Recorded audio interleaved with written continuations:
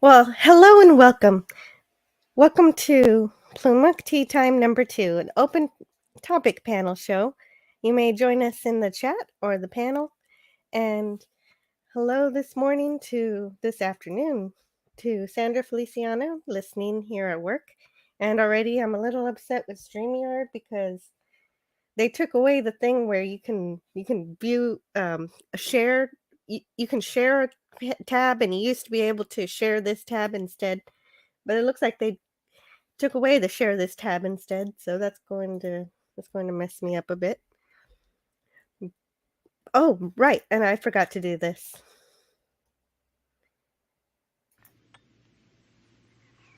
Good tea. Nice house. And also, today, I decided that since I like this Chief O'Brien at work, I'll read these until I get tired of it. There are 300 of them, so I'll read just one a day. That way I'm not reading too much of his work all at once.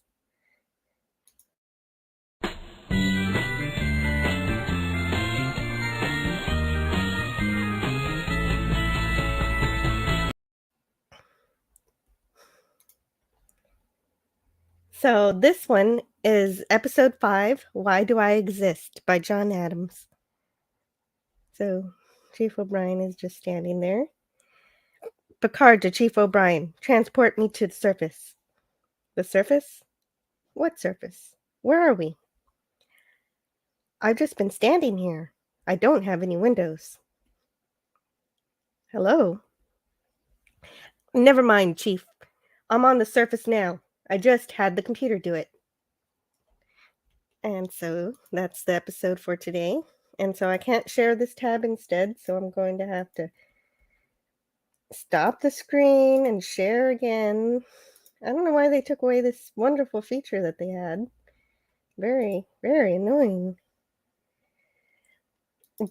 But also annoying is the fact that I have to share this today. I'm not excited about talking about this because I never really want politics of any kind on my channel. So you've really got to really frack up really badly for me to feel like I need to talk about something like this. First, I'll go through, I guess, this article. I haven't read it yet. Meet Biden's Ministry of Truth Disinformation Chief. The Disinformation Governance Board is real, and it's ready to fight for leftist opinion. And in what is already being described by some as President Biden's very own Ministry of Truth, the revelation that there now exists a Misinformation and Disinformation Governance Board came as something of a shock during a meeting on the Hill yesterday. As of publishing time, the major left-leaning media players have yet to acknowledge the creation of this new DHS entity. What is this new board? Is it as ominous as it sounds? And perhaps more significantly, who runs it? And speaking to Congress on Wednesday, April 27th, Department of Homeland Security Secretary Alejandro Mayorkas was asked what steps he wanted to take to curb the targeting of minorities with misinformation.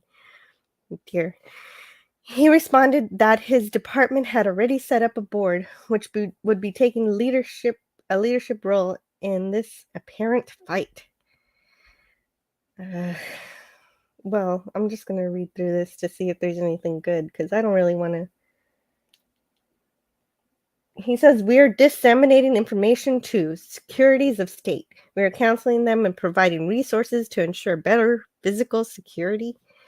We are addressing all aspects of election security, given, of course, the midterm elections are upon us.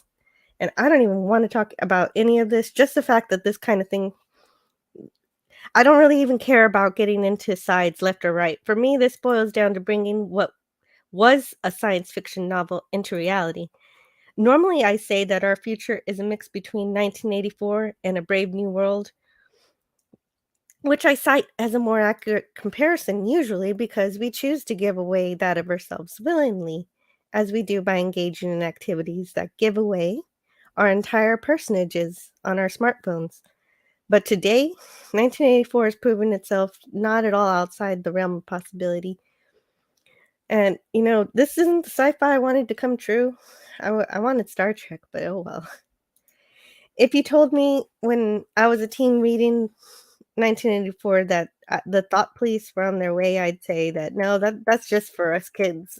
And the Bill of Rights protects our adults' freedom of speech. But here we are. There are already laws for legal speech regarding the kind that begets violence.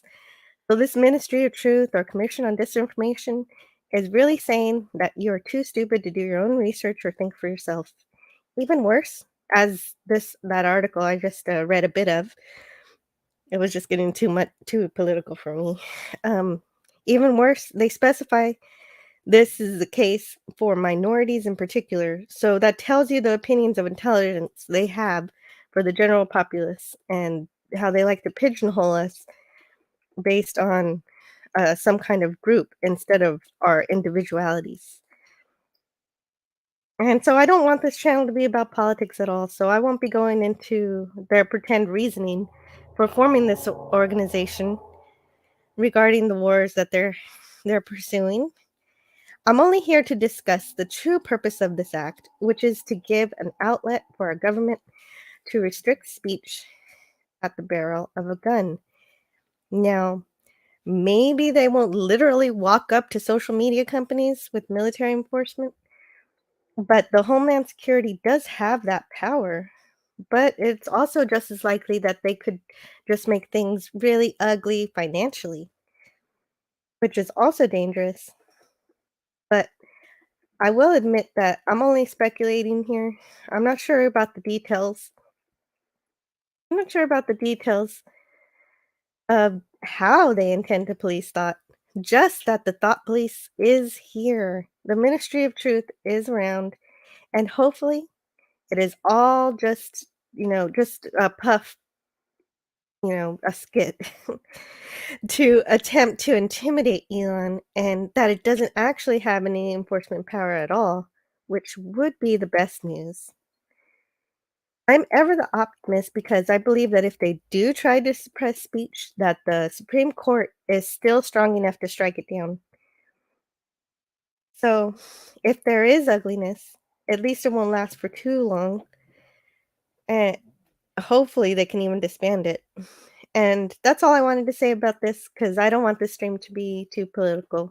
But I had to mention it because it does directly affect our ability to freely discuss the issues in pop culture. And even if I don't partake in them all the time, all those controversial ones, I sure as hell want you to be able to speak freely. And that's all I have to say on that one. And hello in the chat too. Well, first of all, Pop Culture Curator was first, but that was like last night. I think he posted that. And Sandra is here. And hello to Sir Jacob. Thank you for sharing me out. And hello to Keely Chow. Great to see you here. I think this is your first time visiting my channel, so welcome. And hello to Rabid Slug Ouchies. And what is going on? Well, I was just talking about how the government's setting up a disinformation thing with a disinformation governance board with with Homeland Security, and they've assigned someone to police our police information, because what it is they used to be able to control propaganda. They used to be able to control the news outlets, but now that everybody is a news outlet, everybody is able to speak their mind and express. Everybody has a camera, so everybody gets to take a part in sharing the news via social media. Then, since they can't control everybody, they're going to try now. I don't know. And we got some hellos in the chat. Hello to Son of a Red Shirt. Great to see you here. And Sir Jacob says, what does thought police mean? I know it's kind of self-explanatory, but how does it work? Okay, I did just explain, I think. If I didn't explain it well enough, let me know. Oh, and hello to the in the chat to LDG. And this is a open panel show, so anybody's welcome to join. I just had to get that. I just wanted to get that part of the show out of the way as soon as I could, because yeah. Rabbit Slugouchy says they are afraid of Twitter now, and that's correct. Yes, as soon it's no coincidence that this board, this Ministry of Truth, is developed exactly when Elon announced buying Twitter. So there you go. That is exactly right. Way to go. And hello to Son of a Red Shirt. He says, hello to all the groovy people in the chat and to LDG. He also says, hey brother, how's things? Especially, how's things with your mom? Oh yeah, I mean I catch LDG when I can, but I don't know always what's going on. So if there's something going on with LDG's mom, I hope everything gets better soon for ya. My bad. Let me clarify. If you don't say it, then how will they know or prove that you thought it? Well, yeah, you do say it. The thoughts being your opinions that you share online. And LDG clarifies, she's sore, but okay. Thanks. Okay, I'm glad your mom's okay, LDG.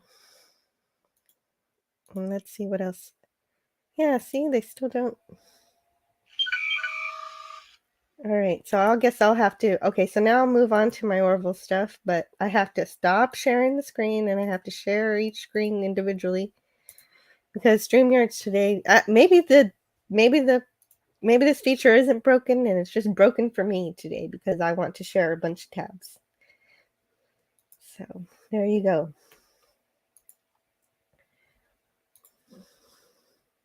Oh, I'm not ready for that one. I want this other one. So I'll have to stop again.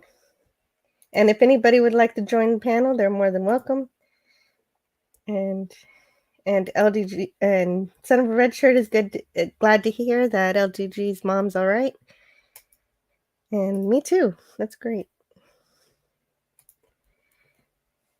All right.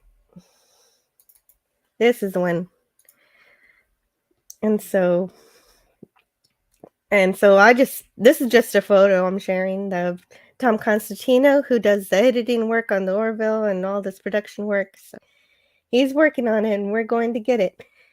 We're going to get the Orville on June 2nd. And there's that. So then I have to share screen again.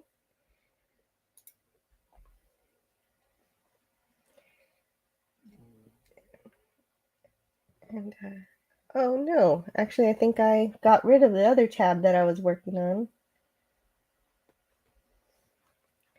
This makes it very inconvenient. I wish they didn't mess with stuff on StreamYards or StreamYard. I don't know why I always add S to things that don't have S's. I think it's just a thing that people in my part of this country do.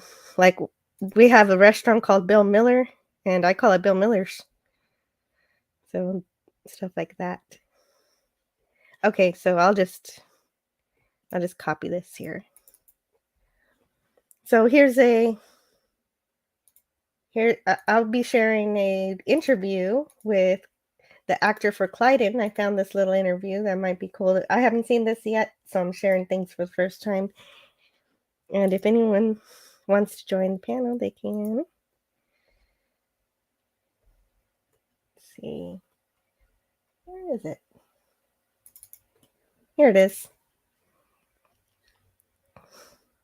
Oh, right. What part of the country? I'm in Texas, South Texas.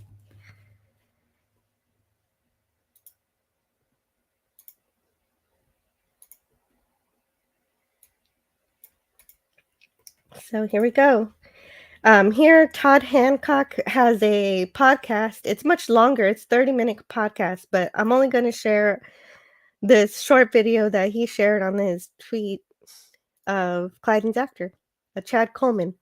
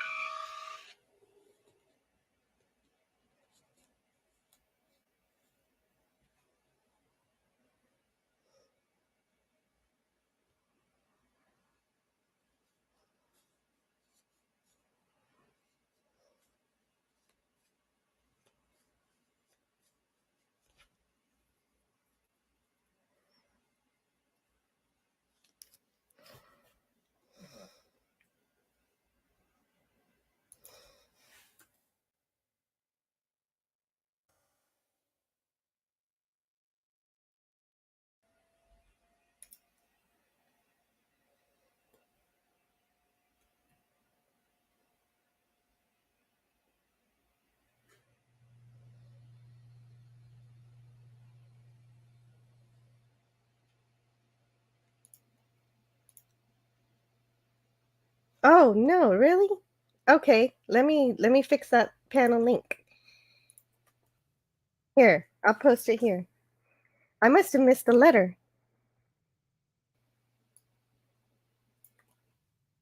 Here, let me fix that here. Oh, you know why? Because I put an exclamation point, and so they took the exclamation point as being part of the link, and I shouldn't be putting punctuation. So there, that now it should work.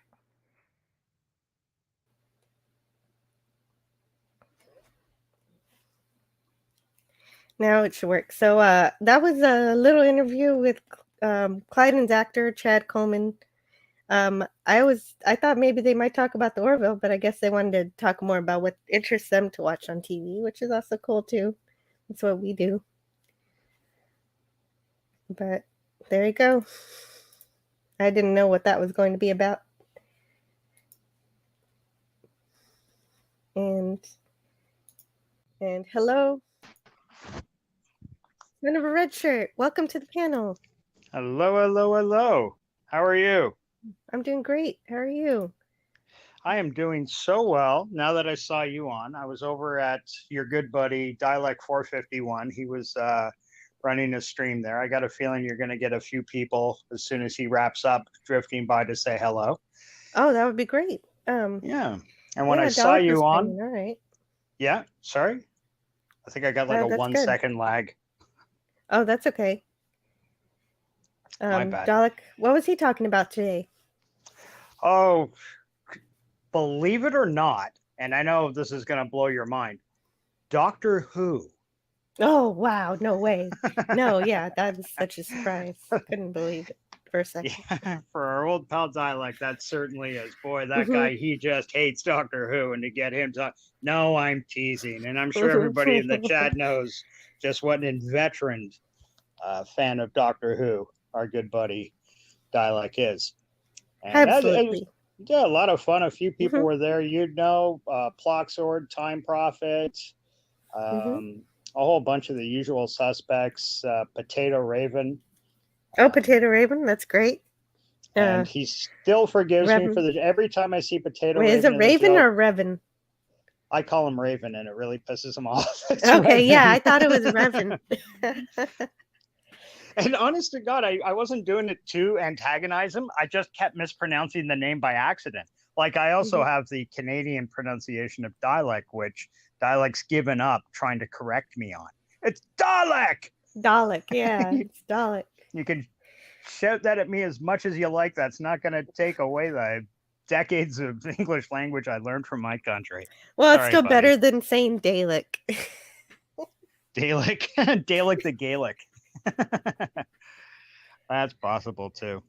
But it seems like you got a very nice crowd showing up here today, which I'm glad to do. I was going to save joining on for later, but I had so much fun on your show last time. I thought, why deny myself the pleasure of Jill's company and just barge your way on before she works her way through all her A-list material? And then has to politely say, "Come on, somebody get up here." Yeah, maybe somebody else will join us too. I'm hearing us have some fun up here. And I'm a little surprised your good buddy Pop Culture is not around.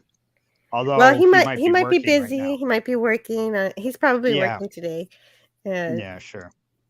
Yeah, that's probably why we don't do it on Friday. We don't do the Orville reviews on Friday, because Friday is another good day for me. Tuesdays and Fridays. Oh, very cool. Ooh, that's embarrassing. Can you hang on a sec? I'm just going to put you on mute while I take this phone call. I got to say hi to some of the chat. Anyway, go for it. Hello in the chat to Mr. Angel. And Son of a Red Shirt says he tried to surprise, but the Streamlabs link had an exclamation point. I messed everything up. But I fixed that, and I'll fix that, and I'll pin this new one. Replace the pinned message with the corrected link, so that anybody who wants to join will not get the 404 message now. That's absolutely right. Actually, I was going to say something else, and then I realized it might be slightly appropriate. So I was going to make a joke about, how dare you invite anybody else up here? This is all the cool people we need. No, I'm teasing, of course. The more the merrier, 100% every time. Great. But, and hello to Ploxerd in the chat. Please accept mine. 104p. Chat attendance. Very cool. Great writer, I appreciate it. You get a chance. I keep leaning on him. I want to see him write a book. He is so literate and he's such a wordsmith. He really is. Go to Captain Cockney's page one day, look up his Captain Cockney's time trial. I forgot the name of it. I'm embarrassed to say, and sorry for plugging somebody else's channel on your show, but I know that's you and okay. Cockney are good pals, so you wouldn't have a problem. But Ploxord wrote a response to Captain Cockney's video where he explained time travel and Back to the Future using Playmobil toys that he actually bought that are Back to the Future appropriate. A little DeLorean, a little Doc, a little Marty, a little... And I was going through the chats and I was going to leave a message myself, great job, that sort of thing. And I started reading Ploxord's. Oh my God, it was like a book. I've never seen a longer comment in a chat, and it was hilarious. It was magnificent. It was so funny and just so wordy. I made a joke that I got about a third of the way through, and then I woke up 2 days later on my kitchen floor with foam coming out of my mouth because it was so much to read, but just teasing. Can't wait for this guy to put out a book. But when you woke up, you finally understood. And Ploxerd, yes, I agree completely. That's exactly what I was going to say. He's like a dictionary, encyclopedia. Oh, definitely. Very well read. You can tell. Absolutely. Although I don't understand his latest comment here. It says, call online 70 for Son of a Red Shirt. Call on line 70 for Son of a Red Shirt. Oh, I think maybe it's a throwback because my phone was ringing. Yeah. Okay. It's a throwback to... Now I get it. Yeah. Calling a number, but then pushing in a code to reach a certain person.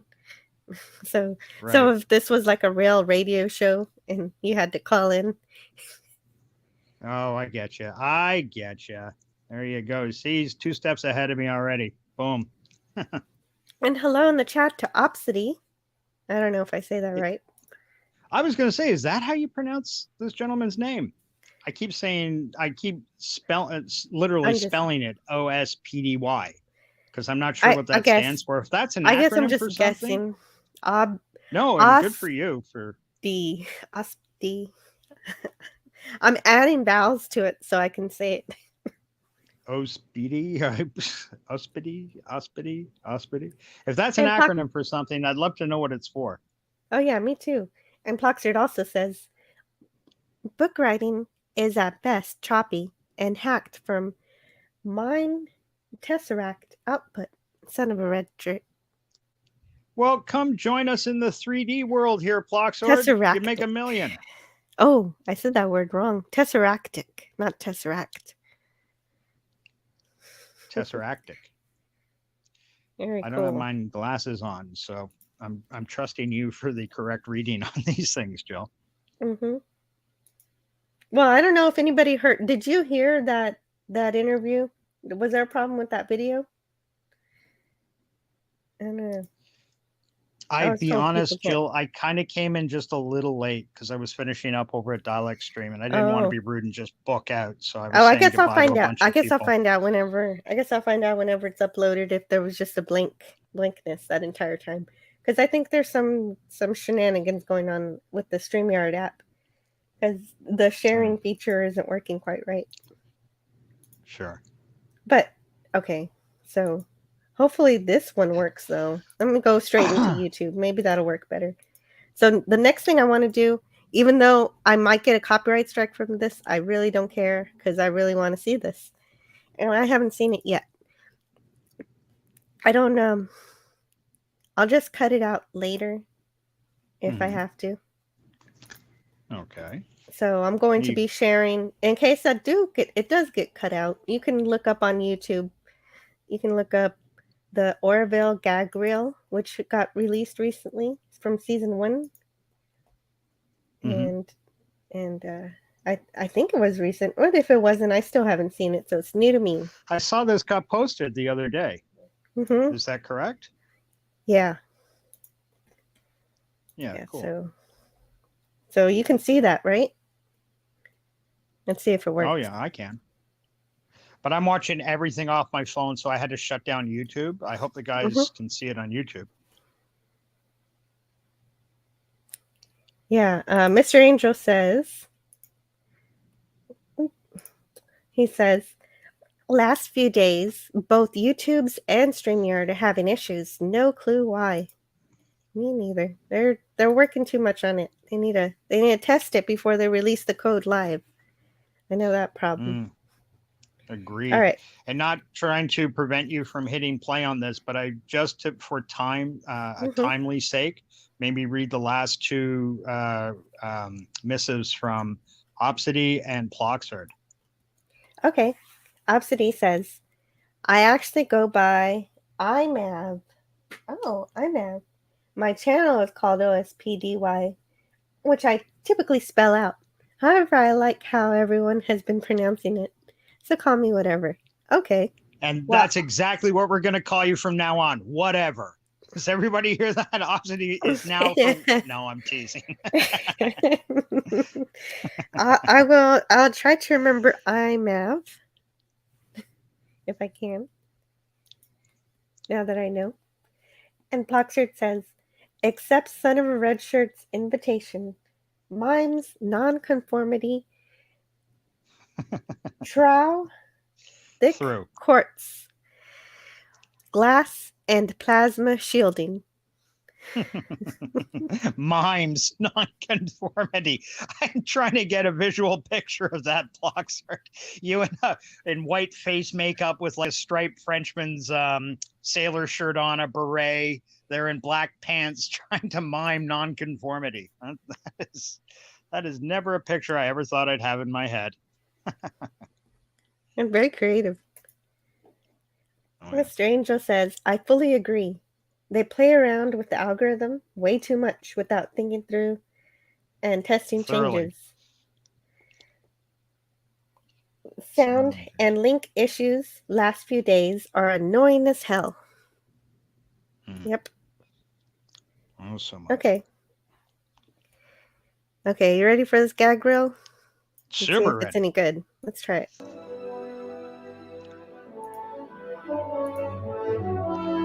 is some serious space shit right there, let me tell you. Set course, flashback. Oh, good. Sorry.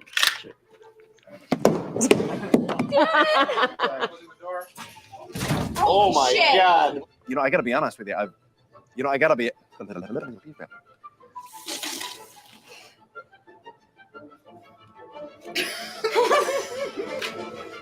Get in there. I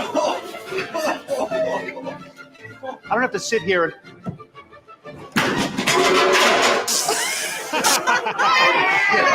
Oh man.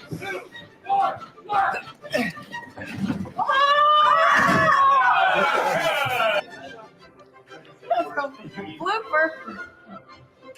I'm a professional. No. You're sick, dude. I mean it. Forgot my line. Oh, it's gonna be late. Oh, it's gonna be some lady still talking about me. Gotta do that again. Clayton.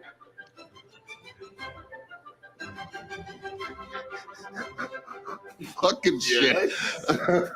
Yeah. Sorry. Give me the device, and I know what I'm talking about. Shut up. Give me you. Shut up too. Yes, where they kept piling the rocks on top of him to get him to confess, and he's going, "More weight!" God, I type a nice pack ahead of that. I've done it before. Just give me. Fuck. Oh, I hate space so much.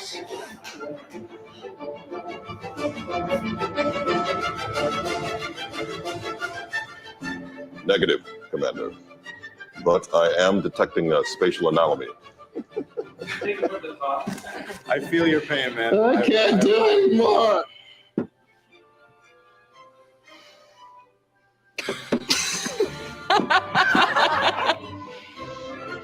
And post a guard on these quarters. Aye, sir.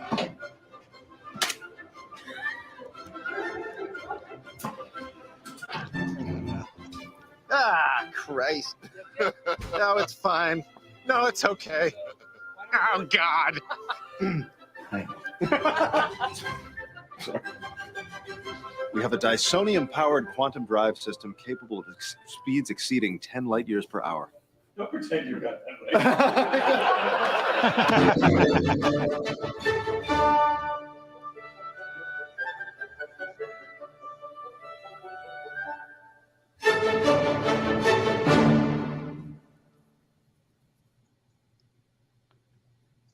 And there you go. Well, that was funny. Yeah. Was and that's all from season 1, correct? Yeah, that's all season 1. I guess maybe there's a season 2 one too, but we'll save that for another time. Right. Oh, And good. are you Good sure you're still broadcasting on YouTube after that? You haven't been shut down. Yeah, I think I have not been shut down for that. So that's good. I think Hooray. it's because it was a clip format already. So it didn't the algorithm didn't detect it as it detected it more like a meme or an edit, which it was. Right. Okay, cool. Cool beans. So It's you got just- that going for you. Just a well-produced one. Yeah. Oh, and hello in the chat to Moises. Wow, straight from Dalek Moises. 451's channel. Wonderful. Great to see you here. Hola. ¿Cómo está, mi amigo? Very, very Yes. cool. Yeah, very cool. I've been sent by Dalek 451. I hope to see Dalek 451 here too pretty soon. That's a sign that he's nearby. Now, has he sent you on as a friend or as a preemptive conquering force? Because I know Dalek. I like him, don't get me wrong, and he is going to be Emperor of the Earth someday, but you can't trust a dialect as far as you can pick them up and throw them. And I think those things weigh about 3 tons apiece. Those 3 crappy tons? little Seriously? dialects. I don't know. I don't know Making so that much up. about Dr. Oh, okay. So that would be a fun fact. They're a lot heavier than they appear. Yeah, I'd imagine they would be. I mean, you figure it's just some poor schmo sitting on a small chair inside those things, kicking. Like, remember how Fred Flintstone used to drive his car? with his feet. With his feet, yeah. Mhm. Yeah, I think that's how the Daleks get around. They're just guys sitting in little chairs on those things, and they got to shuffle along on their So feet. there's little holes at the bottom we can't see. Yeah, I assume that's why the skirt goes all the way down to the floor. I need to ask. I need to ask Dalek 451 exactly how Daleks maneuver, because this is now I'm curious.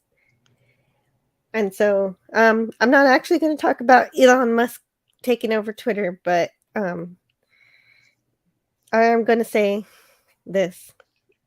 There was a meme that said, "Now I'm going to buy McDonald's and fix all of the ice cream machines."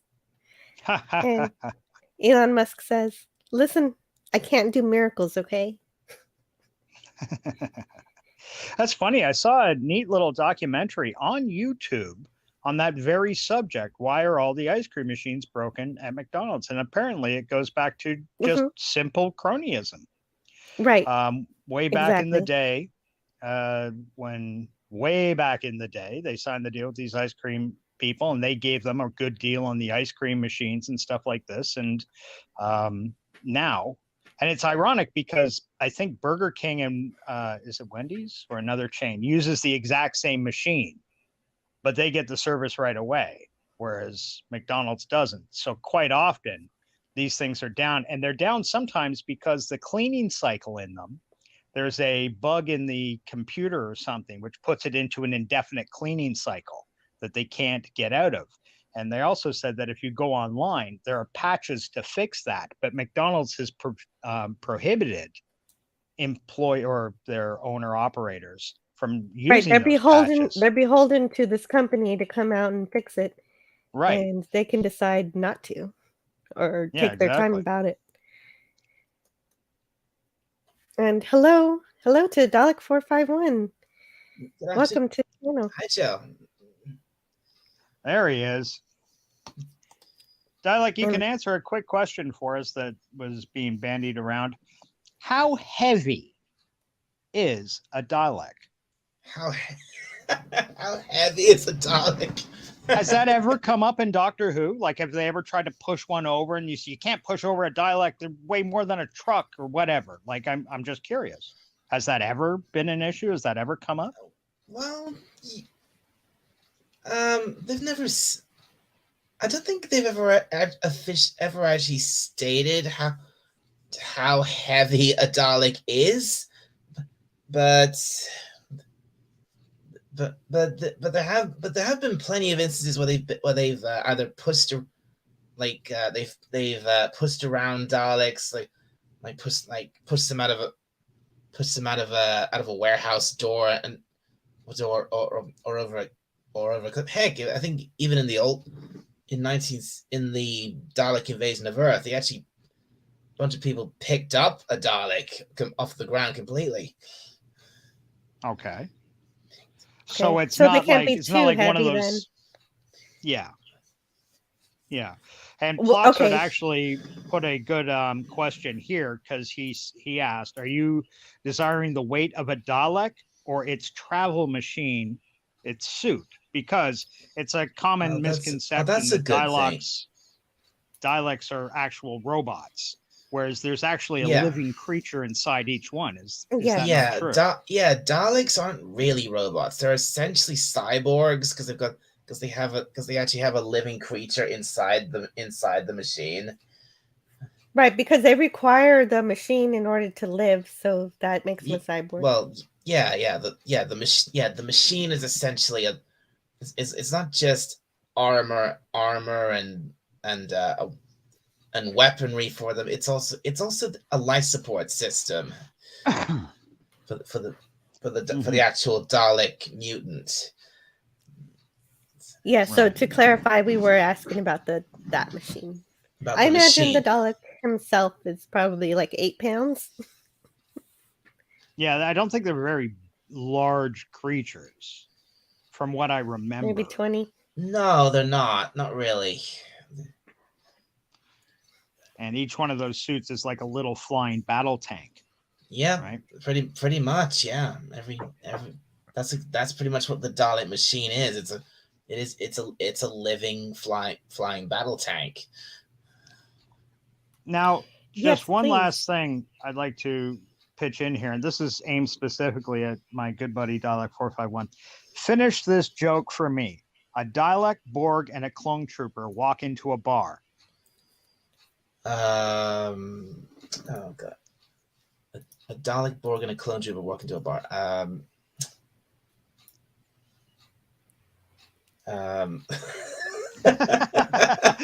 Got you cold there, didn't I?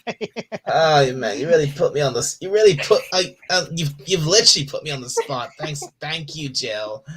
It's actually a new segment here on Jill's show. Finish my joke. I'm not clever enough to come up with a punchline, so we'll leave it to you. Oh man. Hello in the chat too. You're lucky I ended. You know what? You're lucky I ended my own show to come and join you, Jill. Yes, thank you. I am so lucky.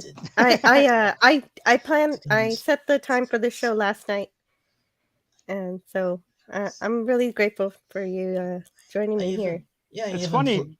Dialect says that because I was just thinking to myself, you're lucky I bothered to come by and join your show, Jill. So when he says it, it sounds really nice and friendly. When I say it, I sound like an asshat. Yeah, you do it. Inflection is everything. It is. Inflection is everything. And I'll be finished. I'll be finished round 2 if you wanted to go again later. Are you? You're gonna close up early, Jill? Well, I always close up around 2 Central because I gotta go do stuff. I got errands. 2 Central. I forget. You're I'm in Toronto, so my time is East Coast. Yeah, well, I can't stay on too long because it'll soon be tea time here. Mm-hmm. Yeah, tea time. Isn't that 4 o'clock? That's what this show's about. Is tea time. You can have your tea on the show. That's right. I was trying to advertise Jill's show the other day on somebody's stream. I forget where I was, and I incorrectly named the show as Plomeek Tea and Me. I don't know why I got that line stuck in my head. That's cute, though. I like it. Yeah, and not unfortunately, but unfortunately for my ego, I think you misinterpreted that as I was inviting myself to be on your show, which I'd never do because I'm Canadian and we're polite people by nature. But I remember you wrote back, "Oh, so you're going to join us? How great!" And I wasn't sure if you're being sarcastic or not. And I'm looking at that comment going, "Does she mean that, or is that? Oh, great, you're going to come by, hooray!" So I decided to test that, and here I am. Mm-hmm. Yes, it was more of a hopeful comment than a sarcastic comment. So I'm glad you are actually here. Oh well, thank you. It does make me feel much better. Yeah, actually, well, before I actually ended my stream, Jill, I actually pushed your channel. Oh, thank you so much. Yeah, I did see. So I think you probably gained a few people in the chat and gained a few extra subs. My good friend. Oh, that would be great. I haven't even checked. Like for example, my good friend Moises is in the chat came over from my show. You're right. I gained 2 subs. Thank you so much, Dalek. You're very welcome. Very cool. Very cool indeed. Mm-hmm. Very nice. See, that's YouTube at its best. When people of like-minded can, rise above ego and not see it as a threat to be able to promote a friend's channel and say, "Hey, look, why doesn't everybody go over there and hang out for a while and see what's going on?" That's great. Good for you. I mean that. No sarcasm. I mean that. Good for you. Absolutely. Yeah, you're absolutely right, son of a red shirt.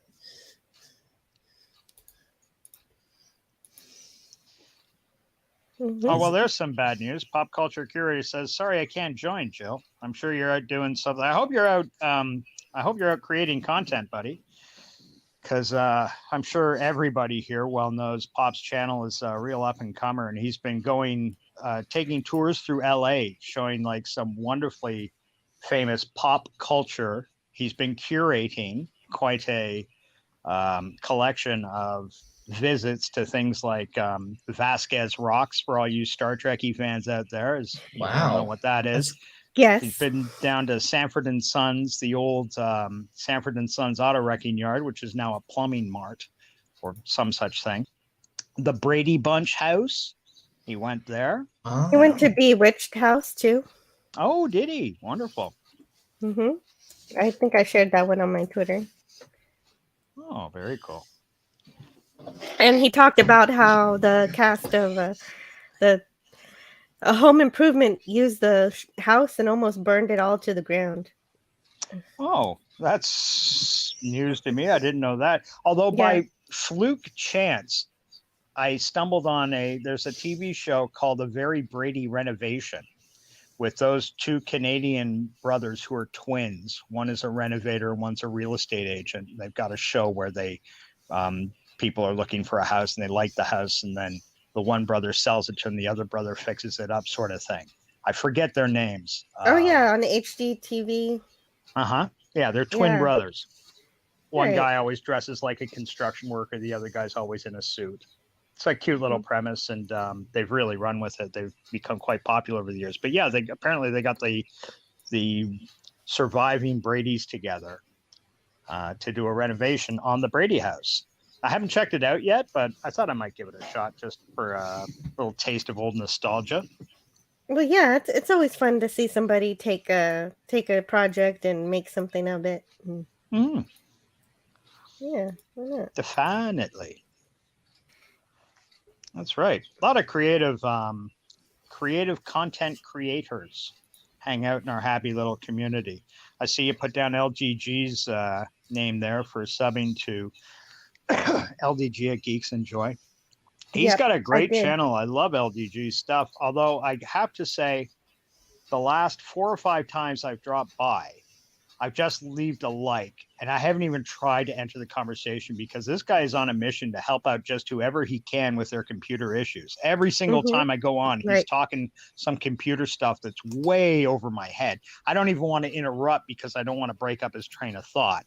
He's either working on that or he's working on Prometheus, his new, not new, he's had this idea for 20 years that he's been noodling and slow cooking in the background to try to bring a truly free again, this is a little beyond me. I think it's like an alternate form of Twitter or possibly YouTube where people can join in and not have to worry about copyright strikes and shizer like that. Yeah, he wants to make, I think it's like an aggregate of everything that you need and stuff. Okay, you seem to understand it a bit better than I do. Well, that's about it. That would be the end of it. That's what I understand. And Moises, I'm just noticing here, reading through the chat, says, I wish I have a Canadian as a friend. And I do like the Canadian anthem. Well, Moises, speaking for this Canadian, because I don't have the authority to speak for all Canadians, we can be pals. Definitely. You seem like a right-on guy to me. And I know your Dialect 451's good buddy, so that speaks highly of you in my books. Oh yeah, he is. Yeah, that's all I need. He is my good buddy. He comes on almost. I think these days he comes on almost all of my own live streams, and I think this is the first time he's seen him in someone else's at my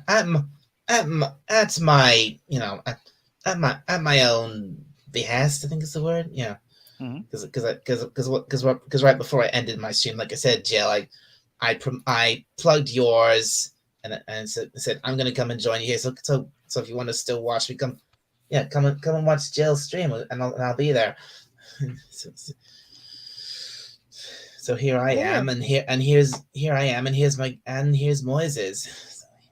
Yeah, Moises is also very knowledgeable on anime, if I'm correct. This is going back to the first or second time I got to meet him on your show, Dialect.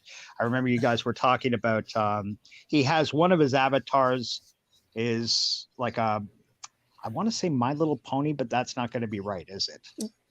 Well, actually, if you're talking about the last couple of his usual avatar when he's on stream. It actually it is My Little Pony. Okay. All right.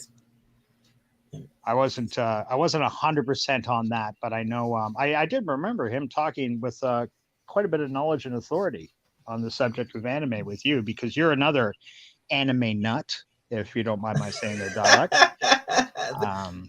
Every time you, Rachel, call us what we SSG, really are. We're weebs. What? Weebs? I never heard that before. What is a weeb? A weeb is it's a word for a really big diehard anime fans. I think. You like a little bit of everything, right? Yeah. I'm not particularly picky when it comes to anime.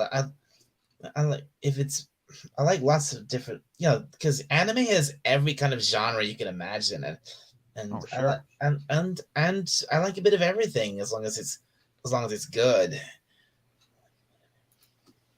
Right, of course. But and it goes back, like anime. A lot of people got this idea that it's really only a few years old, but anime goes back since like the late 60s. Oh no! Anime's been around for decades. It's been around since it's been around for even further back than the 60s. I think it's been around for God knows how. Right, God go knows how Speed many- Racer. Oh sure, Speed Racer, Astro Boy, Star Astro Blazers, Boy, Battleship Racer. Yamato, Yeah, Battle all of of the those. Planets. I think Battle of the Planets was more 70s, but yeah, sure. Yeah. Absolutely been around and ingrained in the system. Most anime I know are from like the late 90s, early 2000s, and much more after that. But I do know some anime from further back than that, like the 80s and maybe a couple of like the 80s and 70s. Mm-hmm. Yeah, well, it certainly has come leaps and bounds. Animation in general, I'm a fan of. Anime, me too, of course, but I think anime does have a slight connotation as being. It used to be strictly Japanese, but I think it would be fair to say Asian in origin, because so much work is done in places like Korea now. China puts out quality anime.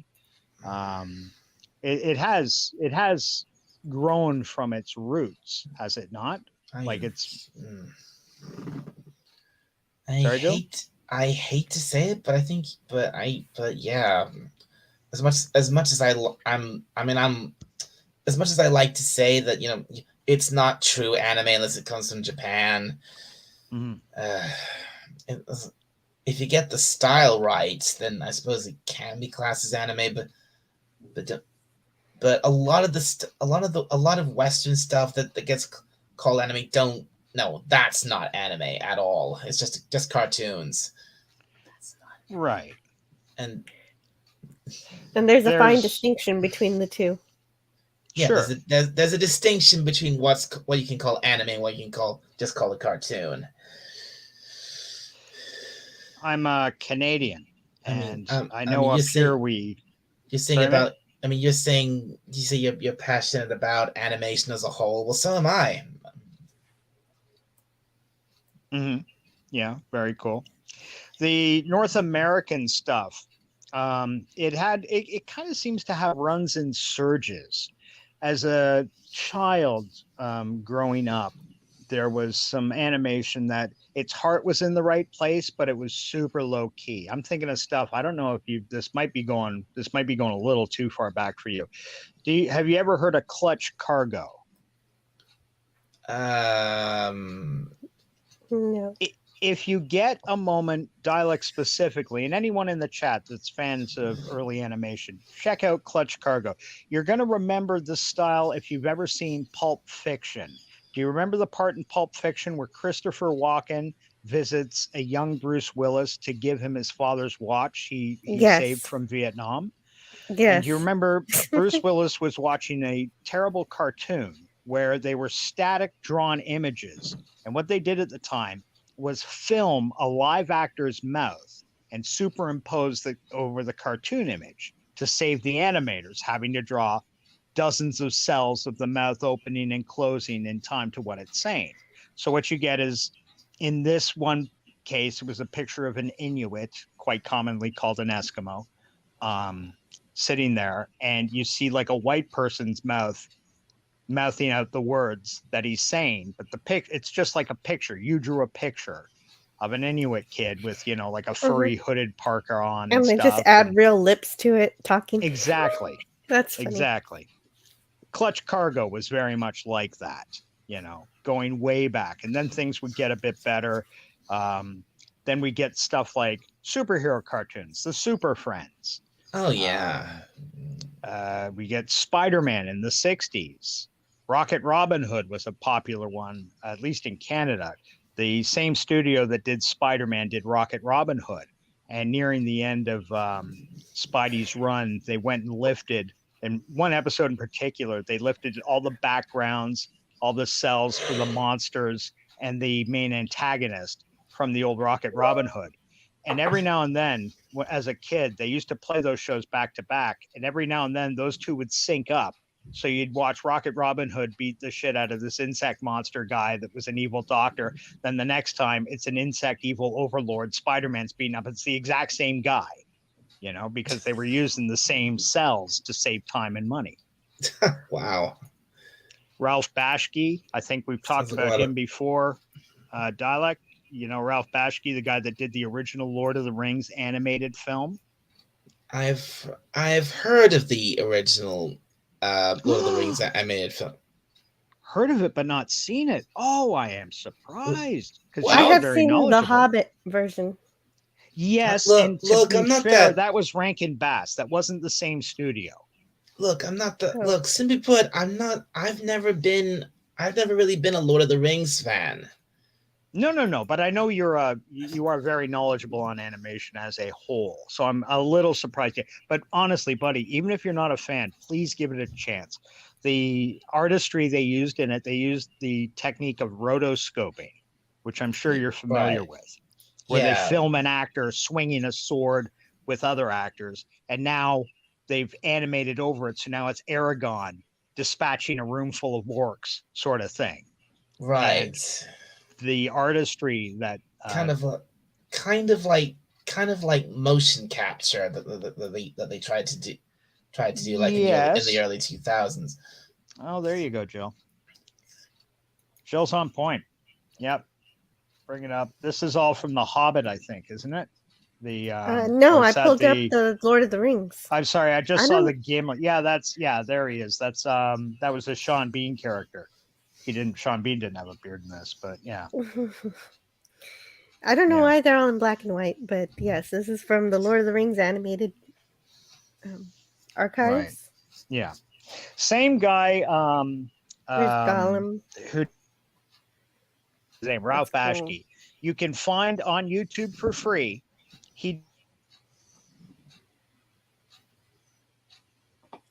YouTube for free? What are you talking about? You can find what on YouTube? Red Shirt. He was about to explain what you could find on YouTube for free. Like can you hear me? Jill. I can see Red Shirt's avatar here in StreamYard, but if you look at it on look at the stream on YouTube, it's just a blank dot. Yeah, I know. Red Shirt's down. Oh no. Well, son of a red shirt. He could very well be a blue shirt. We don't know. We only know his father was a red shirt. Oh dear, he's gone. Yeah. Well, he'll probably be back in a little bit. But can you hear me? I can hear you. Well, sure, I can hear you just fine, Jill. Okay, good. Okay, then that's good. I'm just making sure I'm not projecting dead air out there. So we can wait. I'm sure he'll be back. Yeah. Yeah, because in the meantime, LB does come back because what he was saying was fascinating. Oh yeah, but he got me on this looking at these photos from the Lord of the Rings cartoon. I saw I saw the Hobbit one, but I've never seen this Lord of the Rings one. And Rod Thunderheart says Midnight's Edge on my PS4. Okay. Midnight's Edge, eh? Okay, dope. Hail, Rod Thunderheart. And Ploxard says, we can hear you. Thank you so much for helping me out. And he says, breaking news, Neil Adams has died. So we'll break that news to Son of the Red Shirt when he gets here. Neil Adams has died. So let's see what we can find out about him. If I can pick the correct one. Man.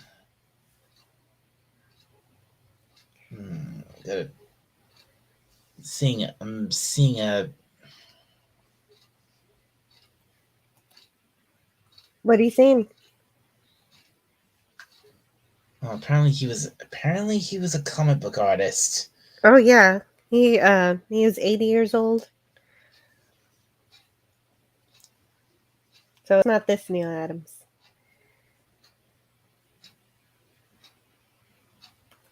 Yeah, because I've got this, like, a tweet from, I got a thing looking at a tweet here. It says, "Oh damn, such a loss. R.I.P. Neil Adams, comic book artist who revitalized Batman and fought for creators' rights, dies at 80." Mm-hmm.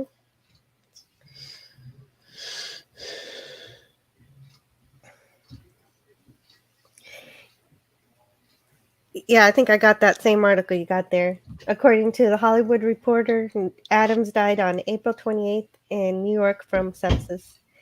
He is survived by his wife of 45 years, Marilyn Adams, son Josh, Jason, and Joelle, daughters Chris and Zaya, and some grandchildren.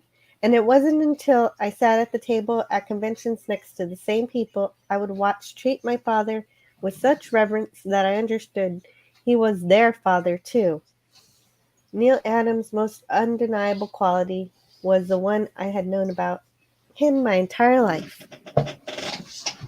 All right. Wow. After graduating high school in 1959, Neil Adams started working for Archie Comics. The 1960s also saw him work on Ben Casey, a daily comic strip, on the medical drama series of the same name. By late 1960s, Adams landed at DC and began working on titles such as Action Comics 3, 56, and Superman's Girlfriend, Lois Lane, 79. During his time at DC, Adams helped create, launch, and introduce a number of recognizable characters to fans. He is largely known for his iconic Batman run with writer Dennis O'Neil, which revitalized the character with a darker tone compared to the Adam West television series. While working on the series, Adams introduced a number of new Batman characters that fans now know and love, including Man-Bat, Ra's al Ghul, and his daughter Talia al Ghul. Okay, wow. I'm sorry to hear that. He created those characters. Wow. Yeah, apparently. Those are like staple Batman villains these days. Right.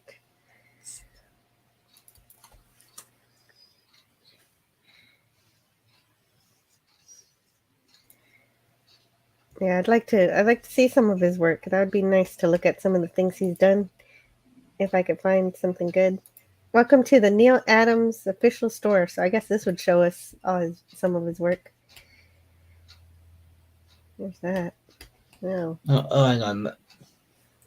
There's something from Rod. There's something else from Rod Thunderheart here.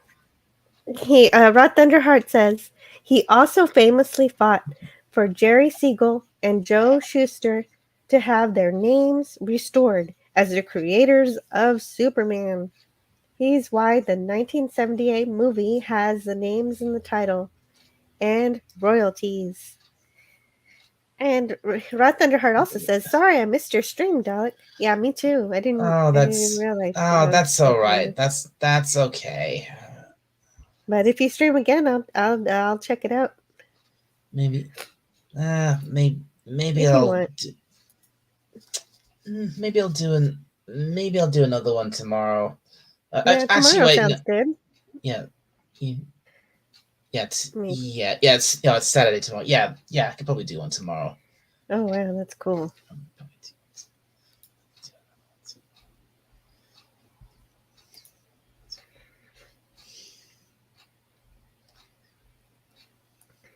Yeah, he did some good work here. This is really beautiful work. $3,200. Yeah, it's really well. It's work that he penned and colored himself. I suppose it's original art. That's why it's so expensive.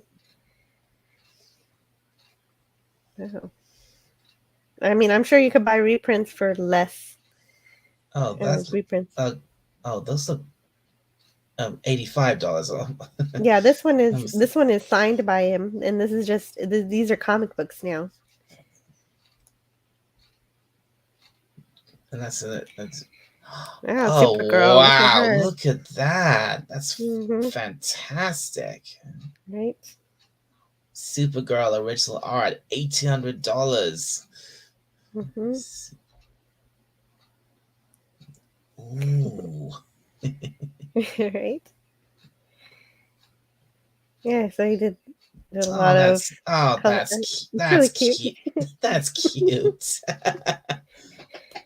And there's Harley Quinn there. Harley Quinn, the proper Harley Quinn.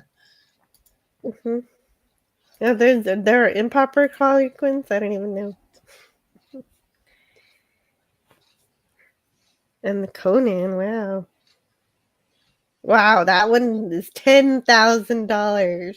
$10,000. Wow. And Senator Richard says, "Hey Jill, so sorry. I'm having tech issues. Posting a blazing internet speed of 0.27 megabits per second. Will rejoin when I can. Have you tried unplugging and replugging the router?" I'm sure you have. I've been having.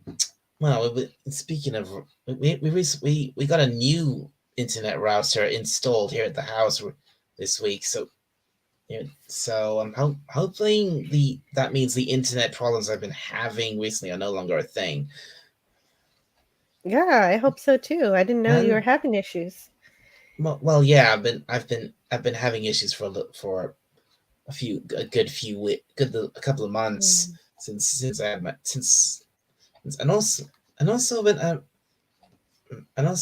been telling people about this. I got myself a new computer mouse this week, which is to replace the old one I had, which was causing me endless problems because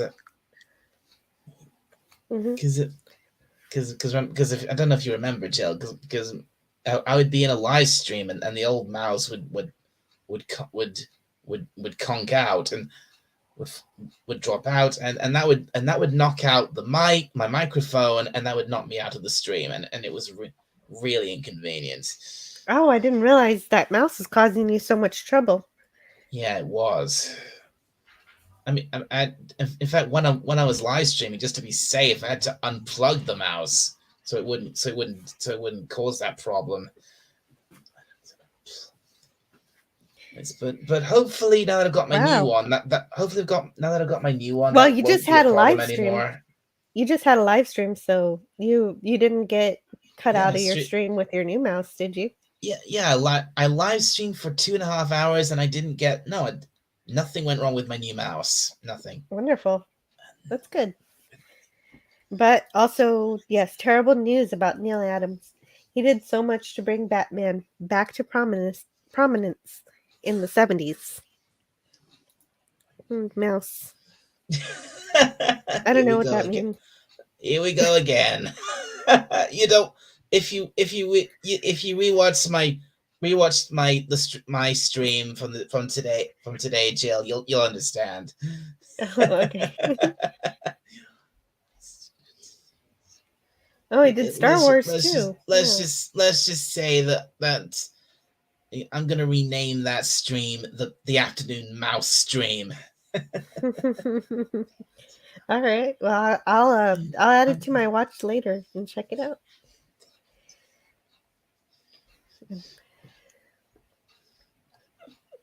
And he also did Fantastic Four. Oh yeah! Wow. And Antithesis Treasury with the Thing drawing. The Fantastic Four. They were probably one of the first. They were probably one of the first Marvel superheroes I actually watched anything of besides Spider-Man. Yeah. Well. Yeah, because back in the 90s, when I was a little kid, the Marvel stuff. The only Marvel stuff I really seriously watched was, I think it was mostly Spider-Man. Yeah, Spider-Man. And hello in the chat too. I love food. And more, a swarm of mice are incoming. Here we go. Okay, I really have to watch that stream. I have no idea. Yeah, you don't. Yeah. Look, you don't. If you obviously, you don't know what was going on in that stream, but if you go back and rewatch it, you'll understand what this is about. Whole thing with mice. Well, make sure to check out Dalek's channel later on and watch a replay of his live stream to find out what the mice are all about. And I have no idea.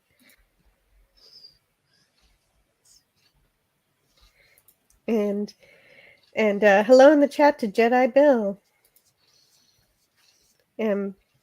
Anyone who would like to join us, the panel link is in the pinned link above.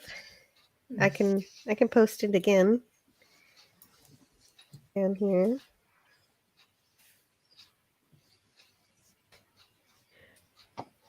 And yeah, I'm sorry about Neil Adams. That's awful. He did a lot of work.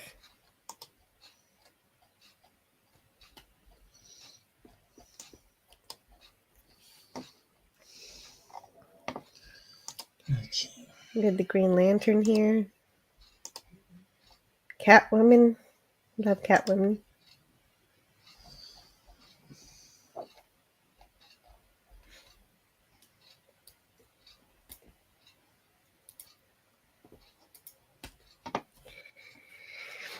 So what are we talking about? Well, I had some topics that I had going, and Son of a Red Shirt came in and was helping me out through coming up with all sorts of fascinating topics that he was talking about, including animation and other stuff. But you can, if you want to hop on, you can talk about anything you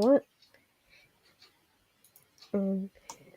Since we got some more time here, I guess I'll share this out. One of my favorite actors, one of the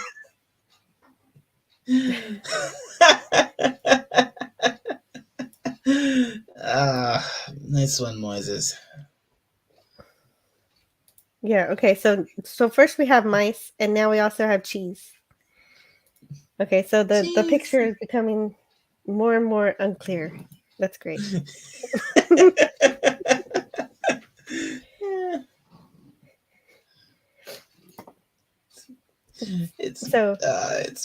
It's me mentioning my computer mouse. That's what set it off. So yeah, a lot of Star Trek actors can make their personalities known via Twitter. You can mostly blame Time Prophet for all this mouse stuff. Oh, the Time Prophet. Okay. And well, Armin Shimmerman has shown that he's a great guy. All of his tweets are really positive and great. And he wanted people to know that in a couple of days, the trek against pancreatic cancer will meet its intended fundraising goal. And if you wanted to go help it out, the link is, I guess I'll put the link in the chat. It's, what is it anyway? It's he Okay, of course. Of course, Armin Shimmerman played Quark on Deep Space Nine. And here he says, when my wife Kitty was diagnosed with pancreatic cancer, her oncologist said, don't go online and look up the survival rate for pancreatic cancer. And he added, your wife is not a number. She is a person, and we will treat her as a person. And 18 years later, Kitty is pancreatic cancer survivor. And her family, her friends, and I feel enormously lucky.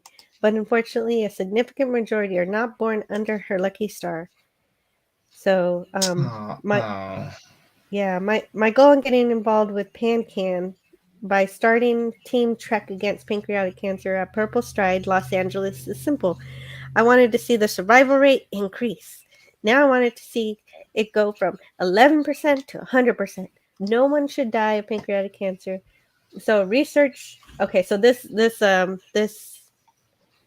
is for research. So this is for research and increasing the survival for this. So if you wanted to donate to it, I'll put the link here.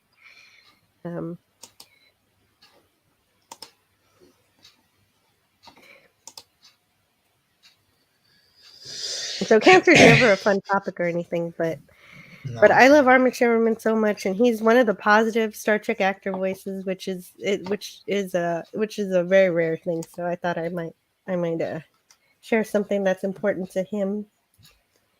You mean a character, an actor who was in old Star Trek, who's not a complete who's not, putting it lightly, a complete douchebag. Exactly. Yeah, I know. I mean, I saw him walking to his car, and I waved to him, and he waved back to me, and that was nice. And so he didn't. He could have ignored me if he wanted to. You know, he had no reason to return it, but he did when I was at the convention. It's a bit ironic that this guy played. This is the guy who played Quark. Yes, he played Quark on Deep Space Nine. It's a bit ironic that that's the one of the nice people, one of the nice people from old Star Trek. Yeah, he's played one of the nicest. Absolutely, a rather unscrupulous character on the show. He single-handedly turned the Ferengi into a laughable joke, into a really deep and honestly written and fun species. So he did a great job on that, because he would invite all of the actors for a Ferengi episode over to his house to rehearse outside of their normal rehearsal. How'd you like that? Yeah. So he took it very seriously. Yeah. Sounds like he sounds like a truly sounds like a good guy. Sounds like a proper gentleman. Like he should be. It really is. And Moises says George Takei is the Emperor of the Rising Sun in RA3. What is RA3? Oh, you mean he's a voice actor in an anime? No, it's not an anime. It's I think video game? It's a game. I think it's a video game. Oh, okay. Well, do you know what that's about? Moises can probably explain it better than I can. Okay. Red Alert. Red Alert 3, right. That's it. Wow. Okay. Cool. RA Red Alert 3. So let's see what else I have here. And I also have, Doomcock doesn't need any help from me, but Best for Hire is such a genius. I just wanted to share this one. I thought it was so funny because Doomcock likes to do these. I saw this on Twitter. This is hilarious. Mm-hmm. Press the button, Doomcock. I'm sorry, Harvey. I cannot do that. Okay. Yes, thank you. Yes, Pepper Hire is definitely a genius. And tonight you'll have Friday Night Oh, Frolics around Yeah, 7 o'clock. So check that out. that's Although anybody yep, watching my Friday Night show Frolics. already knows about Doomcock. I just wanted to share that because Pepper Hire is so funny. Yeah, he is. Don't Hell, I forget. could probably just go through his Twitter. Too. Don't forget, Pfeffer Hire made this for me. What? All right, you're gonna show me that. The train, Dalek. Dalek the tank engine. Dalek the tank engine, yeah. And Ploxard says he is memed for his speech on "You are made of stupid." What? Okay. Also, J.K. Simmons is the president in the U.S. in RA3. And Ploxard repeats, Dalek, the tank engine. Yeah, because you did enjoy Thomas the Tank Engine when you were a kid too, didn't you? I you not just enjoyed it. I was obsessed with Thomas back in the day. I still, and even in fact, I've never let go of my love of Thomas the Tank Engine. Forget that one. Mm-hmm. It just breaks. Let me tell you, it breaks my heart. Just how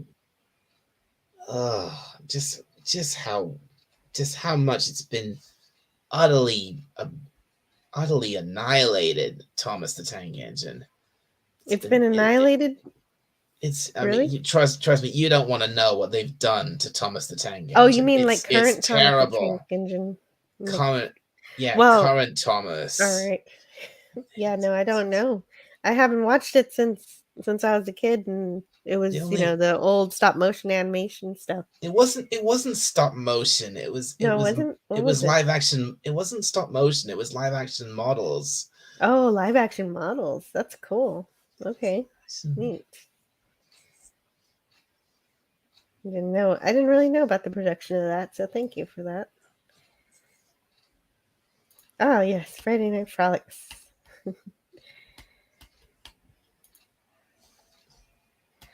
But yeah, as far as I'm concerned, the real Thomas the Tank Engine is seasons 1 to 5. Because I mean season 6 was where it really started got a little kind of started going a little bit sillier, and then season 7 and 8 onwards, that's when it really started getting ridiculously stupid and kiddie, and when it just went far too off the rails. Well, no pun intended there. Yeah, right. And then it just went down further and further downhill from there. But if you trust me, if you want to watch proper Thomas the Tank Engine, it's seasons 1 to 5. Season 1 to 5. Yep. Okay. Yeah, I used to watch it on PBS.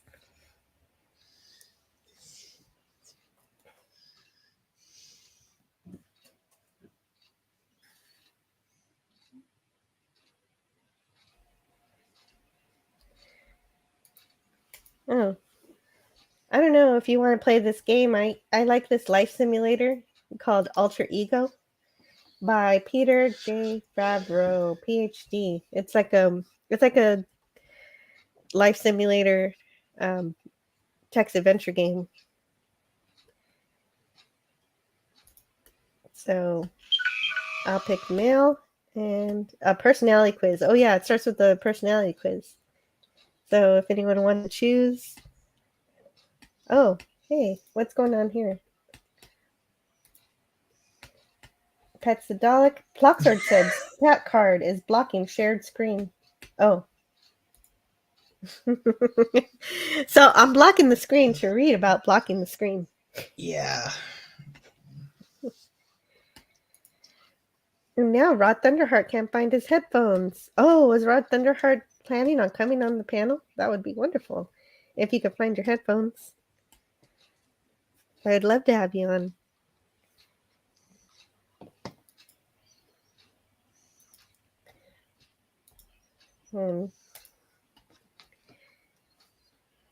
Yeah, no, I'm not going to be honest. This question is, the people who know me like me as a person? I think so. When I'm ill, I become short-tempered and snap at people. No, not really. I'm likely to speak whatever comes to mind. No, that's probably my problem with YouTube. So, Sandra says, I keep saying the same thing about the chat to Raymond, that the chat is blocking the screen.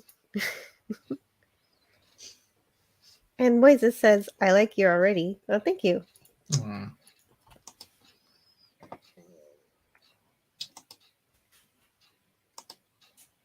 So what were you talking about on your stream, Dalek? What was that?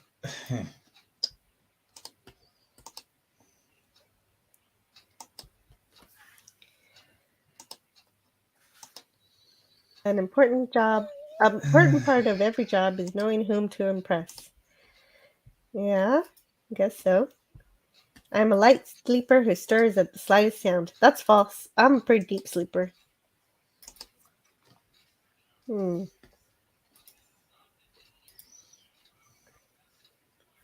Revenge is sweet. Sure, why not? I often feel tired, slowed, and down in the dumps. No, not really. I just had coffee, so I'm not tired at all. So, fascinated by car accidents. Yeah, so this is like 26 questions. I'm just going to answer them real quick. Let's see. Fascinated by car accidents? Sure. Extremely sensitive to criticism? Yeah. Get nervous at performing? Sure. The people around me seem happier? No. I'm pretty happy. I often get the urge. Okay, so do you get the urge to touch walls on which wet paint signs are hung, Dalek? What? Like if you see wet paint signs on the wall, do you feel like you need to touch the walls? No. Me neither. Me neither. I thought that was a first. Okay, so the questions are getting better now. On important matters, I usually follow my parents' advice, even when I disagree with it. Not me. Is it possible that we live in a world where people can watch our every move? Yes. Oh, absolutely. And this one asks if I would have casual sex. As I am married, no. When I am in a quiet place, I get the urge to scream. Do you? If the place... No, I love libraries, so I don't need to scream in a quiet place. Is it okay to tell a white lie if it is guaranteed to bring great personal gain? I don't know. What do you think? Is it okay to That's tell a a tough white one. lie if it's guaranteed to bring great personal gain? Well, a white lie won't. A white lie, by definition, it doesn't hurt anybody, but it is a lie.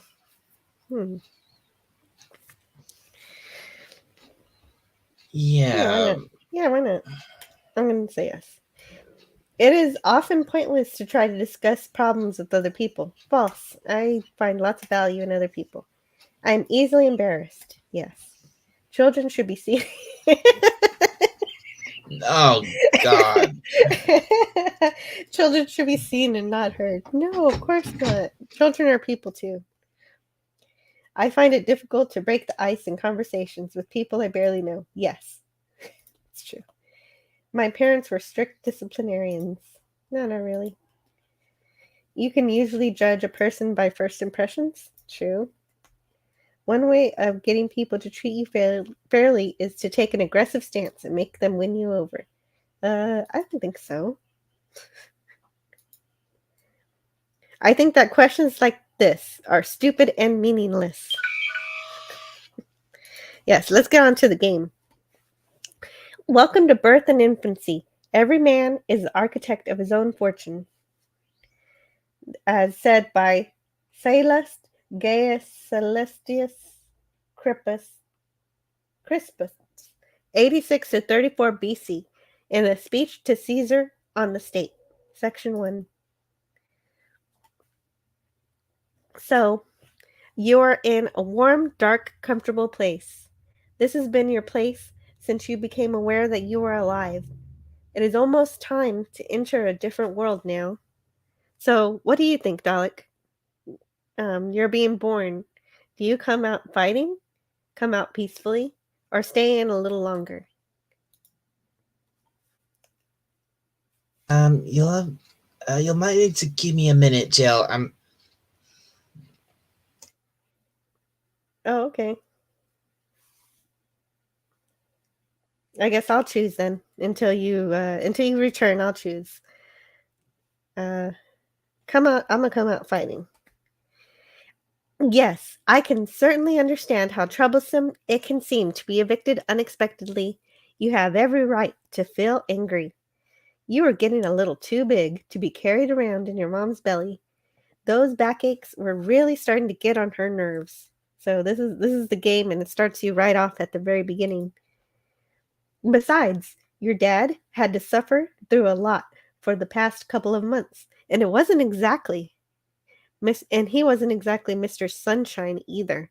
Get ready to be born in a flurry of waving arms, screams, and a slap on the bottom. Happy birthday and welcome to the world. From now on, life will begin to change rapidly. You will have to learn to accept responsibility, build up your resources, and manage yourself physically and emotionally.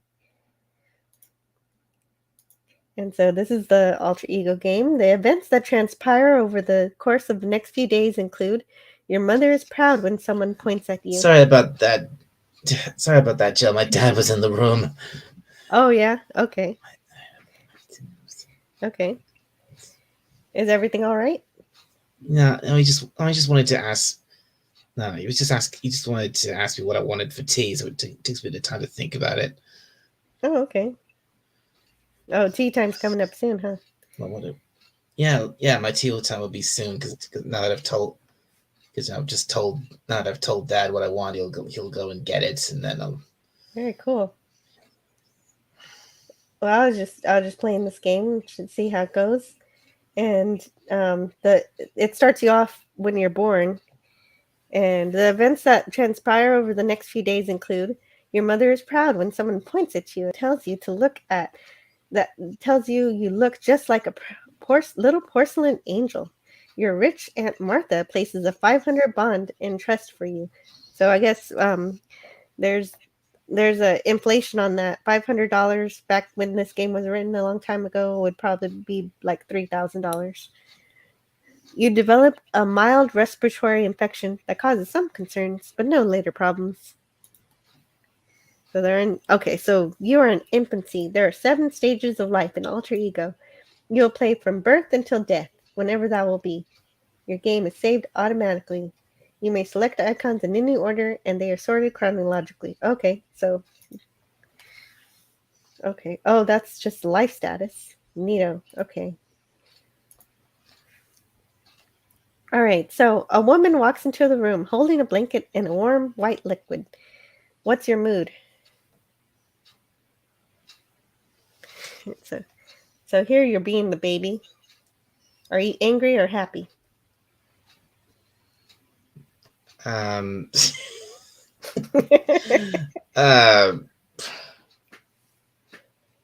blanket and a bottle.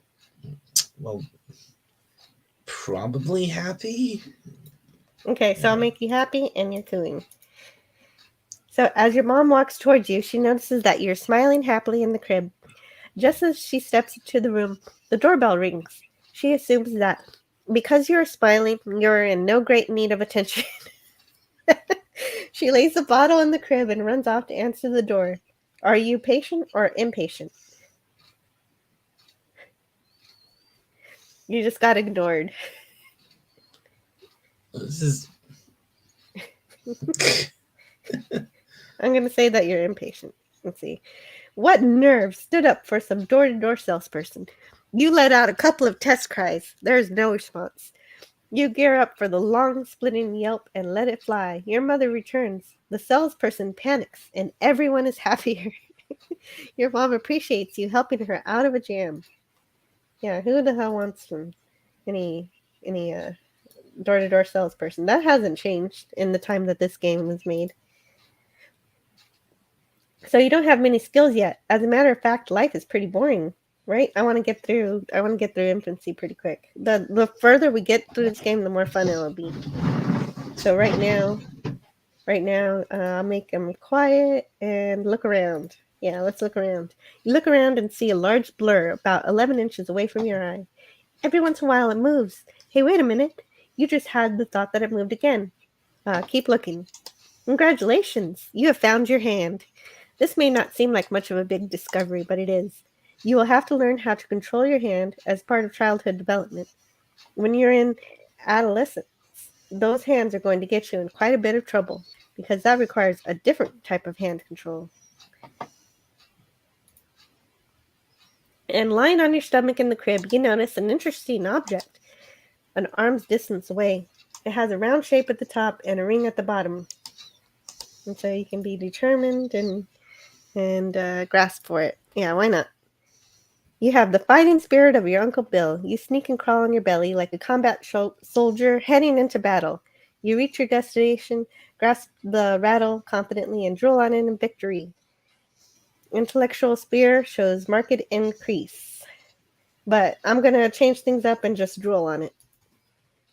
Yes, saliva is something that infants seem to have a never-ending supply of. Manufacturing it will come in handy when someone you don't like picks you up and starts spinning you around over his or her face. Keep practicing. Okay, so I'll stop there for now and pick that up some other time. So that's just the start of that game. So do you have any plans today, Doc?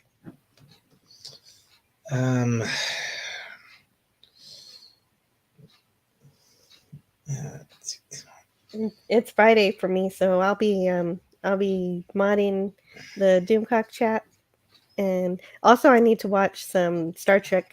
I gotta watch the two-parter. I don't even remember what two-part it was. So I should have watched this a long time ago, but let's see.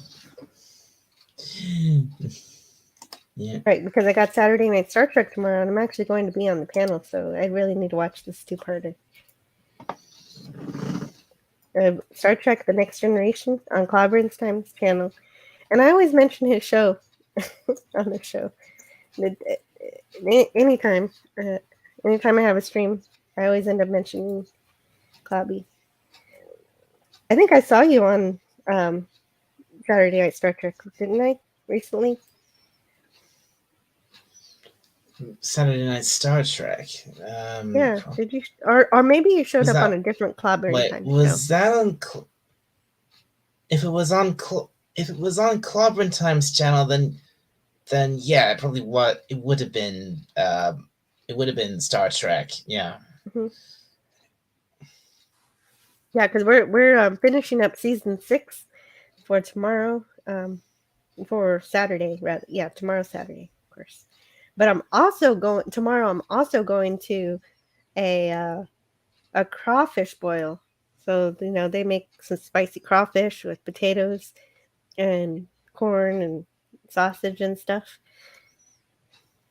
And that reminds me of Clobby, who lives in Louisiana and coincidentally doesn't like. Can you talk for me for a minute? Alex? All right, I got it. Oh, wait, never mind. I don't have to answer that. I don't know who that is. I'm not answering it. If I don't know the number, they can go to my voicemail. Unless your phone. You'll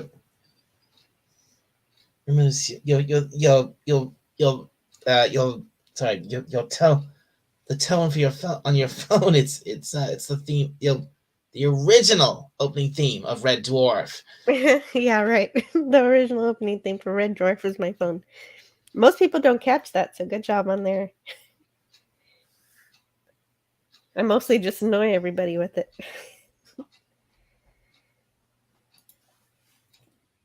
I loved Red Dwarf. I need to rewatch it again though. That's why I made it my ringtone to remind myself to watch it.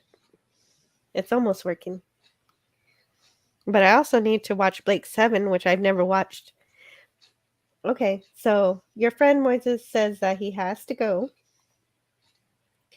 Well, I gotta go. You gotta go, Moses. Oh. I need to wait for a friend on Discord. Okay, Moises, have a great day. And Okay. All right, Moses. See you. I'll talk to you on Discord later. And if anybody who's listening wants to join the panel link is pinned, and I'll post it again down here. And maybe Rod Thunderheart will find his headphones, but it sounds like he can't find them. That's okay. And Son of a Red Shirt's internet is down. See ya, Moises. Later. Yeah. See ya, Moises.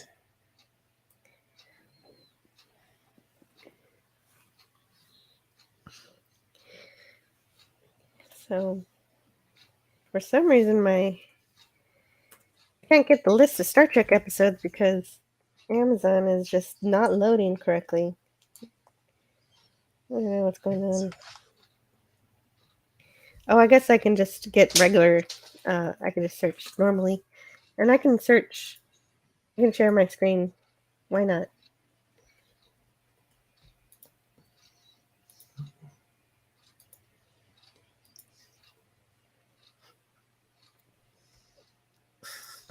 And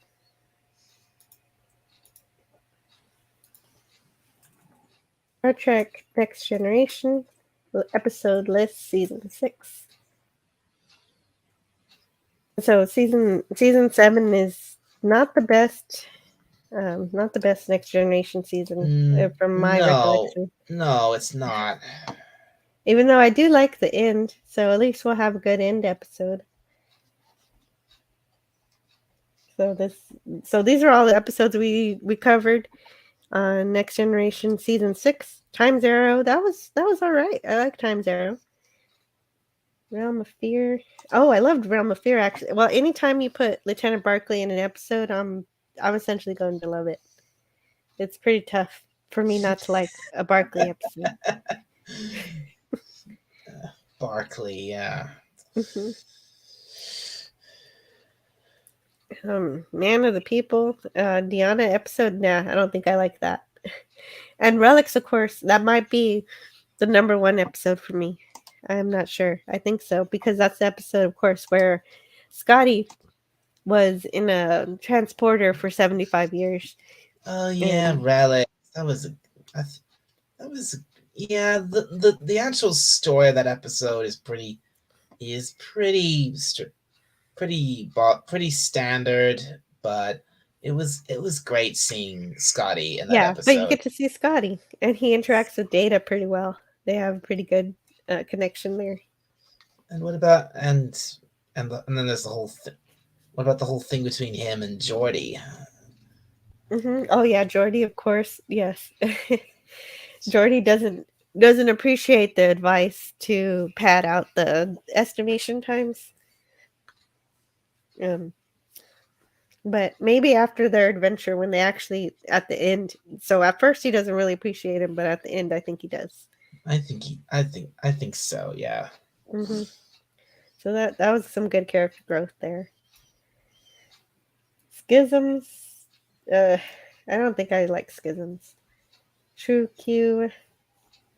I think I did like this one. This was the Q that female Q that didn't know she was a Q. I don't know how you don't know you're a Q your entire life. How do you go your entire life with those massive powers? And just like, oh, well, that's just a weird hiccup I have. I can just materialize puppies out of nowhere. Can't you?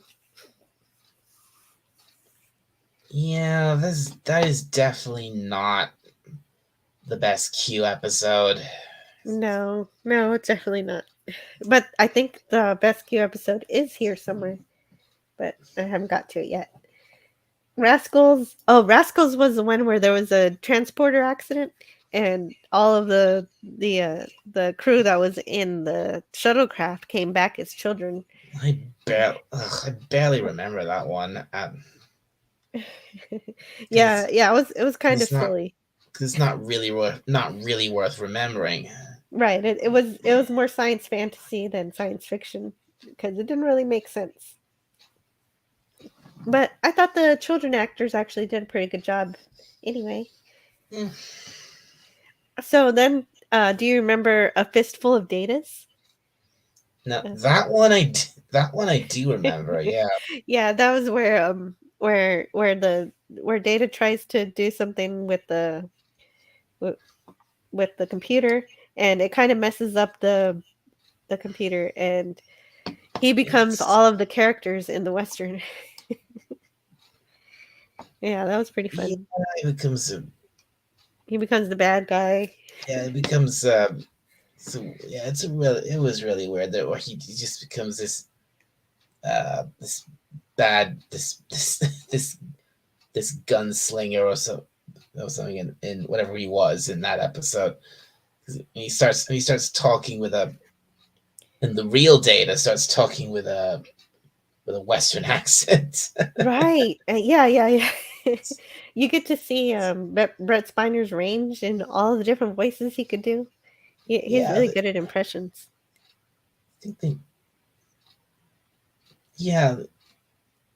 gave I mean, Data overall was a good character, but he really shines in his own episodes, and especially when in episodes where he actually gets to be something other than just plain old Data.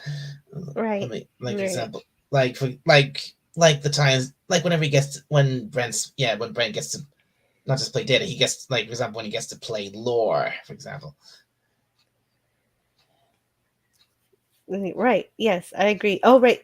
Not only does he sometimes play Lore, but he also sometimes plays his father. He plays Noonien Singh, who created him. Yeah. All in one episode. He played. Yeah, there was that one episode called Brothers, which I rewatched recently. He gets to play Data, he gets to play Lore, and he gets to play old Noonien Sung all in the same scene. Mm-hmm. It's pretty incredible. Yeah, Data's definitely one of my favorites.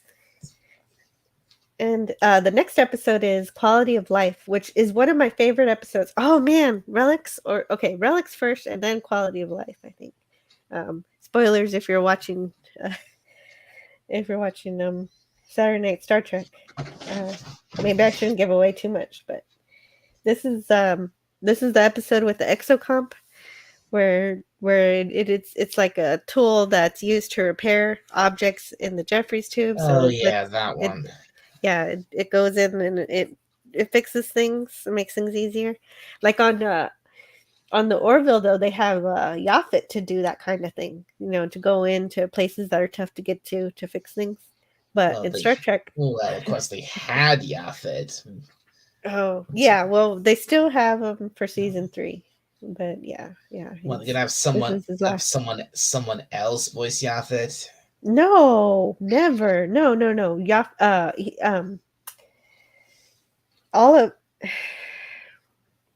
Yaphet had he had all his lines filmed before. Oh, I see. Norm Macdonald filmed everything in advance. He filmed everything before he died. Yeah, right. Yeah. So we get him the whole season. So it's going to be pretty bittersweet to get to see him like that. But that's a shame. Yeah, it is. It is a shame we lost him. All right. Yeah. We needed more of Norm Macdonald for sure. The world needs more of that kind of humor, more of that. Yeah. Oh, yeah. But anyway, that's a good one. Oh, okay. So this Chain of Command, that was all right.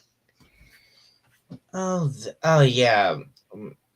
Oh yeah. Well, the story in this is a bit. Parts of the story that don't really make sense. But I mean, it was. I mean, again, there's two. Basically, there's two parts. There's two main things in this episode we cannot properly talk about, which are definitely really good. We get to see Data actually take command of a starship. Wait.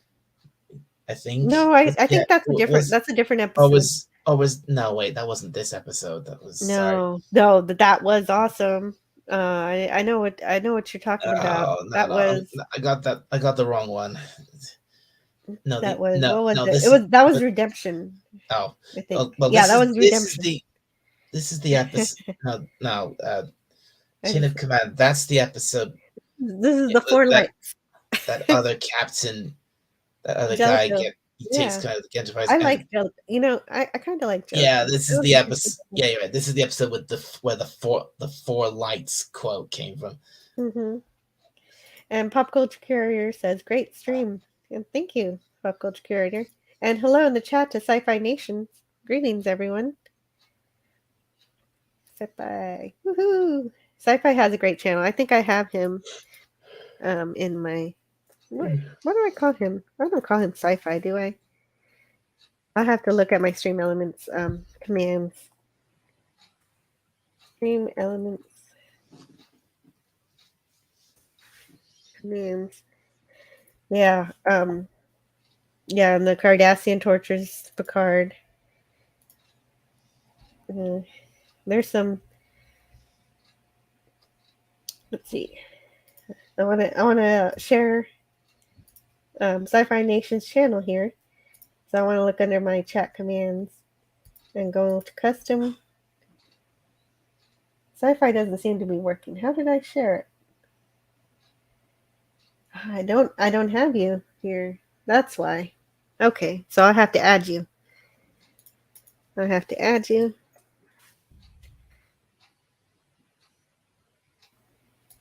And also, Sci-Fi Nation, if you're not busy, you can join the Pam crew. But actually, never mind. I'm probably going to head out in a little bit, so you'd only be joining for about 10 minutes. Yeah, well, and I guess, and I'll... So you're gonna end the stream in a bit, Jill? Yep. Oh yeah, I'm gonna end the stream in a bit so I can have some time to get ready and stuff. Yeah, well, obviously I've got to go and get ready for tea. My dad will be back with our tea soon, so. Mm-hmm. Oh, but I didn't find out what the last episode is. Ship in a Bottle.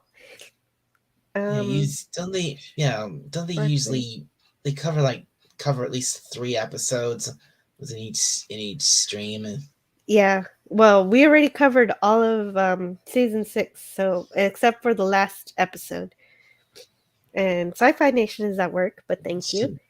And, Ship in a Bottle. Ship in a Bottle. That was a really confusing one. Right. Because it was all in the Matrix. Moriarty tricks the Enterprise into thinking that he's taken over the ship, but it's all in the holodeck. It's just it's a real wacky episode. It makes everybody look like idiots. Yeah. But it's kind of fun. And then there's Aquiel. I didn't like that. I actually skipped that one. I didn't watch it, and I don't think I'm going to watch it.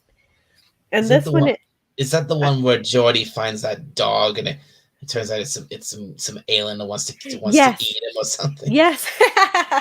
Yeah, you're right. Exactly. And then is probably Deanna Troy's one of her best episodes, where she's altered to look like a Romulan. Right. Mm-hmm.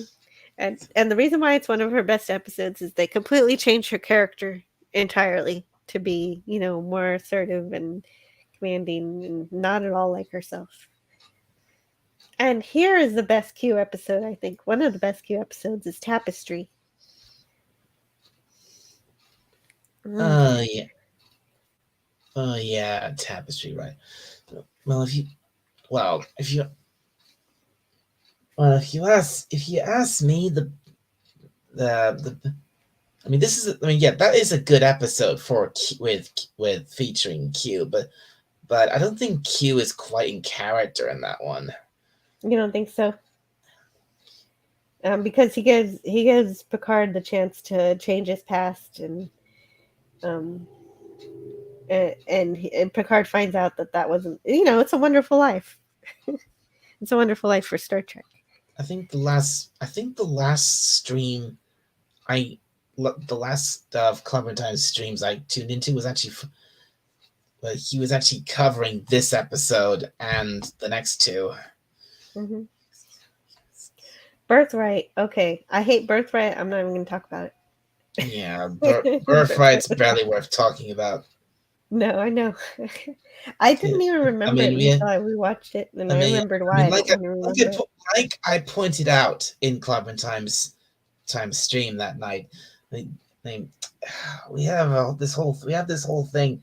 At the beginning of the first one, we have a crossover, an actual crossover with DS9, D Space Nine, and it's completely squandered. It's completely wasted. Yeah, all you get is actually being on the station, and that's pretty much it. They just play lip service to a few very brief scenes on the station, and then of course we had Data having this little thing with Dr. Bashir. That was it. Oh yeah, okay, that wasn't bad. I kind of like that because Julian had a unique perspective on Data. And he was really interested in how Data was like a human. So, yeah, and then there was that thing with Worf that might have been a good thing, but it turned into the second episode, so it wasn't. You could have brought. I mean, what they could have done. I mean, I'm not thinking about it. They could have brought. They could have brought O'Brien back briefly. They could have. Anybody. All they brought back was Bashir. Why couldn't we have had, like I said in the stream, why couldn't we have had Dax or Kira? Mm-hmm. No, even Odo. It seemed like, they just wanted to say, here's Deep Space Nine, but we're getting off of here as soon as possible. And then we get the second part where Romulans have Klingons as not exactly as prisoners, but also as prisoners. Like, it's just weird. It's like a cult or something. I don't know. Yeah, it's just weird. It's just weird. And so I talked about that way longer than I wanted to. Then we have Starship Mine. Yeah. Which one's okay. It's this that's all you can really say about this episode. It's okay. Because really,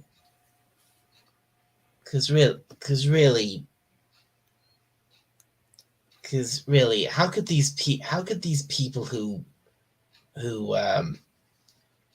try to steal this, what were they trying to steal from the ship, from the Enterprise, some kind of plasma or something?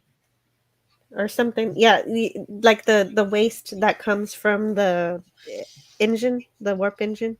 Yeah, they were trying to steal some kind of waste product from the Enterprise or something, and I was like, you're on, which, it's like, you watch that, it's like, which ship you're on, right? How could you?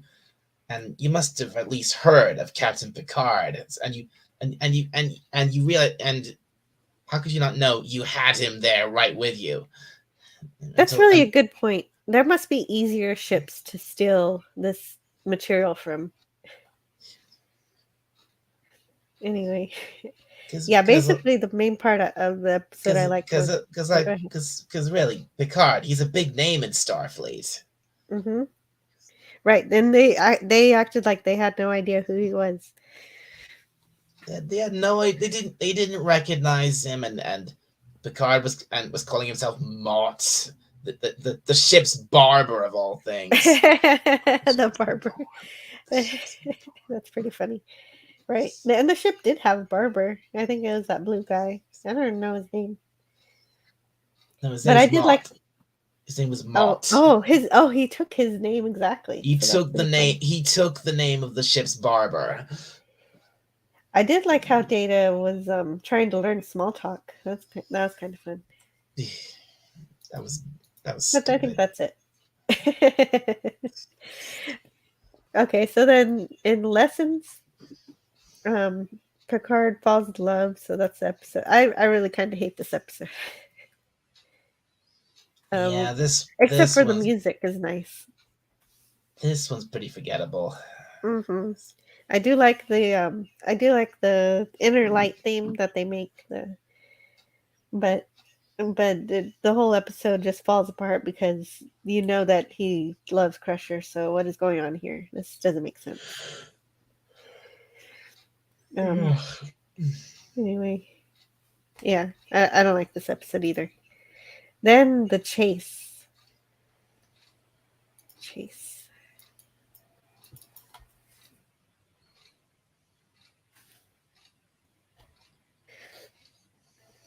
For this one, I did like learning about how Picard likes archaeology, and then oh yeah, I remember there's a Klingon here who tries to arm wrestle Data. And that was a pretty funny scene. And Sci-Fi Nation in the chat says, Data with small talk. Have you noticed how your boobs seem to sag? What? Sci-Fi Nation, what are you talking about? That was oh my god, that was a terrible line from Star Trek Insurrection. Oh my god. I didn't even remember that line. Oh my gosh. Thanks. I don't rewatch the movies that often, so this summer I'll be watching all of those TNG movies. Oh, don't do that to yourself. Well, I'm gonna be doing it for Clubby. It's on his channel. We're gonna be doing it in the summer. The only one of those TNG movies that's even half good, half decent is First Contact. Yeah, I like First Contact, but Dupcock does not like First Contact, but I do. It's pretty good. That's about it for me too. Frame of Mind, Riker Goes Crazy. It's a very dumb episode. How does it have an 8.1 on IMDb? That's ridiculous. It is not an 8.1.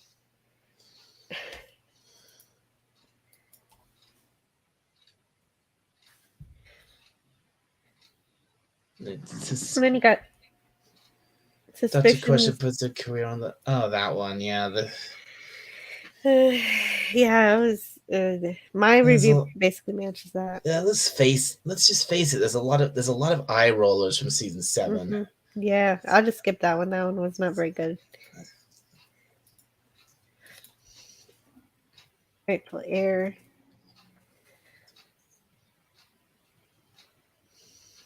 Oh, this was just the Kalis episode where they cloned Kalis, and then he became a figure, and he became emperor, a figurehead in the Klingon Empire for some reason. And second chances. That I didn't rewatch this one. This one was learning about Thomas Riker, who was created from a transporter accident. And then here's one that I like is Timescape. I thought that was pretty good. Timescape. Oh yeah, the when they were when the Enterprise was frozen in time. Yeah. And Pop Culture Curator says these episodes don't sound very good, even coming from TNG fans. Yeah, right. Well, going through all these episodes, I found that the best episodes from TNG, I mean, there's some really good ones in each season, but the best seasons seem to be season 3 and season 4. Right. And so, but Timescape, I really liked. It was because it actually did sci-fi, and actually, even if it was kind of a silly idea, it at least attempted to do something new. It was when they encountered these pockets of time that kind of seemed like they were freezing time, but it was really that they were just going so slow that it seemed like it was frozen. And I really like that the temporal pockets each held inconsistent time speeds, but it was a little bit silly. It was a little bit silly, but it at least It gave us was the it was a bit silly when like especially the part when Picard he puts out his he puts out his hand toward that rotten bowl of fruit, and then all of a sudden bam he's screaming, and he's got ridiculously long nails. But that's memorable at least you remember this episode. So this is one of the better episodes this season. And Descent, that's the one I need to leave to go watch. So I need to watch Descent part 1 and 2. So it's got a Borg. After an encounter with the Borg, Data feels his first emotion. When he gets angry with the Borg, Data then tries to find ways to recreate the situation in order to feel emotions again, while the Enterprise investigates the Borg activity and are bewildered as to why they feel emotions too. Whoa, that sounds fun. I need to go watch that. And so with that, I think today we'll close it up here, and we'll see you next time. And just for fun, I'll play this. Dear girl, I am a doctor. When I peek, it's in the line of duty.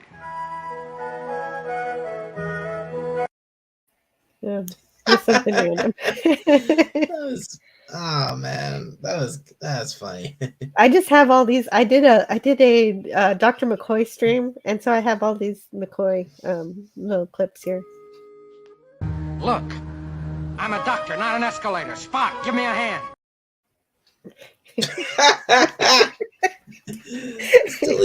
I still need to finish all of the original series. Yeah, yes. yeah, you do. It's great. He's dead. He's dead, Joe. She's dead, Joe.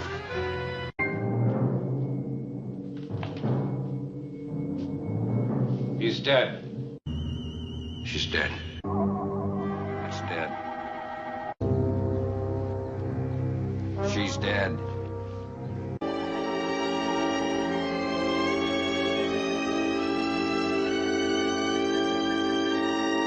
He's dead.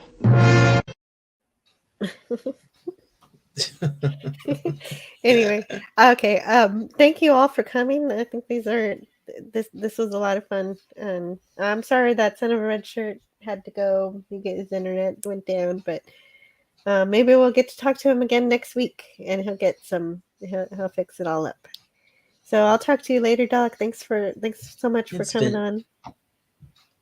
Yeah, it's been great, Jill, and I think I think it's probably a good idea you're ending the stream now, because here goes my brother. Wow, great timing. Yes. Oh, I'm so sorry. Not my brother. Not my brother. My dad. Your dad. Jedi Bill says, "Oh no, the show is over." Yeah, the show is over, and I'll see you next time. Yeah, my tea's. It's good again. Yeah, my tea's here. I gotta go anyway. So yeah, I got. Thank you for having me on, Jill. You're welcome. Have a good day, Dalek. I got errands to do. Dalek has tea, so this is a good time to quit. Have a good afternoon. See you tonight on the Frolics, Friday Night Frolics. If you like, I'll be there for Friday Night Frolics. Yeah, jokes and stories and pop culture references and recommendations, and just you never know what's going to happen on Friday Night Frolics. Check it out. And good night. Good night. It's afternoon. See you later. Have a great day, Rod Thunderheart. And take care, everyone. Great show, Jill. Yeah, I'm glad you liked it. Yeah, so I didn't know what to talk about, so Star Trek, that worked. That filled up the rest of the time. What do I know? Star Trek. So that worked. So see y'all later. Let's see. Good tea. Nice house.